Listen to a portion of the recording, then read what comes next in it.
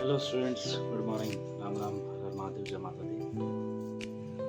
तो previous classes में हम लोग पढ़े कि किस प्रकार से इंडियन फॉरेस्ट एक्ट जो ब्रिटिशर्स के द्वारा लाया गया उसका क्या क्या इम्पैक्ट हुआ, और उस इम्पैक्ट को देखते हुए किस प्रकार से जो हमारे इंडियंस ट्रैवल्स कम्युनिटीज जो थी उन्होंने इसके अगेंस्ट में रिबेल की।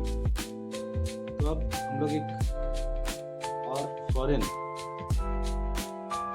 ट्रैवल या फॉरेन फॉरेस्ट एक्ट के बारे में हम लोग स्टडी करेंगे।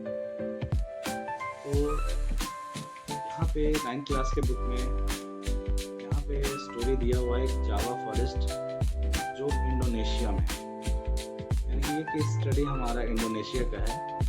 तो उस जगह पर इंडोनेशिया में जावा जो एक फेमस राइस प्रोड्यूसिंग आइलैंड है इंडोनेशिया का, और यहाँ पे टीक ट्री बहुत ज़्यादा मात्रा में पाए जाते थे, या वो आइलैंड में बहुत ज़्यादा ये टीक ट्रीज बहुत ज़्यादा हुआ करते थे।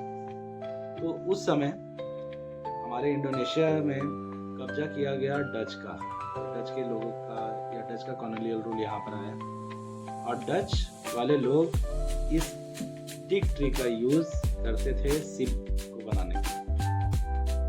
शिप्स बनाया जाता था इससे, वही नाव जिस प्रकार से हम लोग देखे थे कि जो रॉयल नेवी के लिए यूज किया जाता था शिप, उसी प्रकार से शिप बनाने के लिए डच के लोग जो थे वो यहाँ से बस को लेकर के जाते थे और अपने यहाँ पर बनाया करते थे, शिप्स बनाया। अब साथ ही साथ वो जो जगह जो था वो पीछे में हम लोग जैसे अभी तुरंत अभी आप लोगों को बताया कि एक फेमस राइस प्रोड्यूसिंग आइलैंड था। तो इस जगह पर जो कम्युनिटी जो थी वो ज़्यादातर क्या किया करती, खेती किया करती थी, लेकिन लगातार हो रहे हार्वेस्टिंग के कारण इन लोगों को इंगेज कर दिया गया पेड़ों को कटिंग करने के लिए। इसी में एक फेमस कम्युनिटी का नाम आता है हमारे इंडोनेशिया में, जिनका नाम है कलगान्स। ये कलगान कम्युनिटी जो थी वो स्किल्ड वुड कटर थी, मतलब इनको पेड़ काटने में महारत हासिल थी, या इनका वर्क ही, इनका प्रोफेशन ही वही था। तो जो डच के लोग जो थे, या डच के जो रूलर्स जो थे, वो चाहते थे कि कलगान्स लोग जो है वो हमारे लिए काम करें। वो इनसे काम करवाया करते हैं ना, ज़्यादा से ज़्यादा पेड़ कटवाए जाते, फैक्ट्रीज ज़्यादा से ज़्यादा कटवाए जाते, और इन लोगों को, मतलब एक तरीके से हम ये कह सकते हैं कि इन लोगों को इनका ही जगह इनके ही द्वारा डिस्ट्रॉय करवाया जा रहा था, डच पीपल्स के द्वारा, डच किंग के द्वारा। तो यहाँ पे बोलता है कि 18th सेंचुरी में जो कलगान्स जो थे उनको प्रेशराइज करके उनके अंदर, यानी कि डच के लोगों के अंदर या उनके लीडरशिप में उनको काम करना पड़ रहा था। 1770 में जो कलगान्स जो थे उन्होंने अटैक कर दिया डच के फोर्ट्स पर जोआना में, और यहीं से इन लोगों का विद्रोह शुरू, यानी कि रिबेलियन शुरू। तो हम ये कह सकते हैं यहाँ पर कि जिस कम्युनिटीज के द्वारा डच पीपल या डच रूलर लोग यहाँ पर पेड़ों को कटवा रहे थे, वो वही कम्युनिटी ने इनके खिलाफ विरोध करना शुरू किया। डच लोगों ने यहाँ के लोगों के लिए भी फॉरेस्ट एक्ट बनाया। इस एक्ट के तहत सेम उसी प्रकार से जो विलेजर्स लोगों जो थे उन लोगों को एक्सेस नहीं दिया जाता था फॉरेस्ट में जाने के लिए। अगर वो लोग अनुमति देते तो वो फॉरेस्ट जाते, और उनको एक तरीके से जो जंगल का जितना भी सामान था उसको भी यूज़ करने पर रिस्ट्रिक्शंस लग गया, यानी कि जो कुछ भी काम किया जाता वो डच वाले लोगों के या डच लीडर्स के सुपरविजन में किया जाता। अगर विलेजर्स अपने जानवरों को लेकर के वहाँ जाते, चराते, तो उसके लिए भी उनको क्या किया जाता, पनिश किया जाता। अगर डच के अनुमति के बिना अगर वो लोग जंगल से लकड़ी काटते तो उसके लिए भी उन लोगों को पनिश किया जाता। तो कहने का मतलब था कि ये जो फॉरेस्ट जो था वो बिलोंग करता था कम्युनिटीज़ का, ट्राइबल्स लोगों का, लेकिन वहाँ पे जो डच वाले रूलर्स गए, या डच का जो कॉलोनियल रूल आया, इस रूल से उन्हीं लोगों के जगह को उन लोगों के द्वारा यूज़ करने की अधिकार उनसे छीन लिया गया।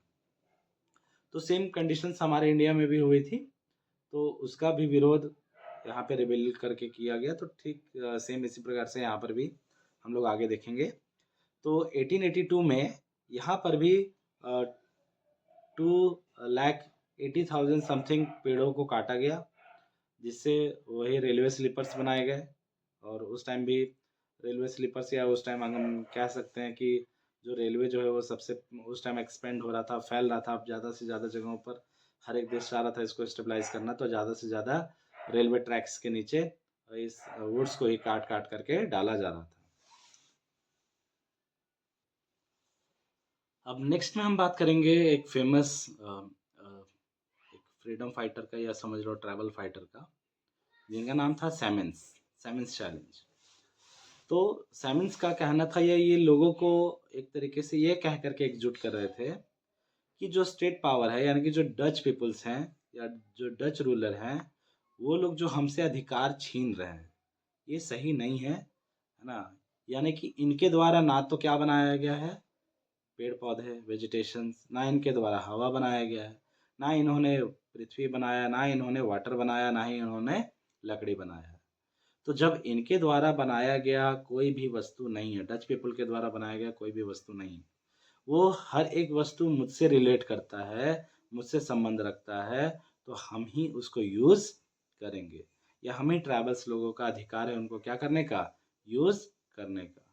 तो ये एक तरीके से ये स्लोगन कह करके सभी ट्राइबल्स पीपल को एकजुट करने का प्रयास करते हैं। वो रोकते हैं या एक तरीके से बैन करते हैं कि आप जो डच पीपल्स के लिए काम कर रहे हैं वो काम करना आप बंद कर दें, या उनके लिए काम ना करें। ये कह करके एक तरीके से वहाँ पर आंदोलन की शुरुआत की गई सैमन्स के द्वारा। उसके बाद हम बात करेंगे कि फर्स्ट वर्ल्ड वॉर और सेकेंड वर्ल्ड वॉर में हर एक कॉलोनीज एक दूसरे पर डोमिनेंस यानी कि दबदबा स्थापित करना चाह रही थी। तो यहाँ पर इंडोनेशिया में भी वहाँ पर जापान और डच के बीच में वॉर हुआ।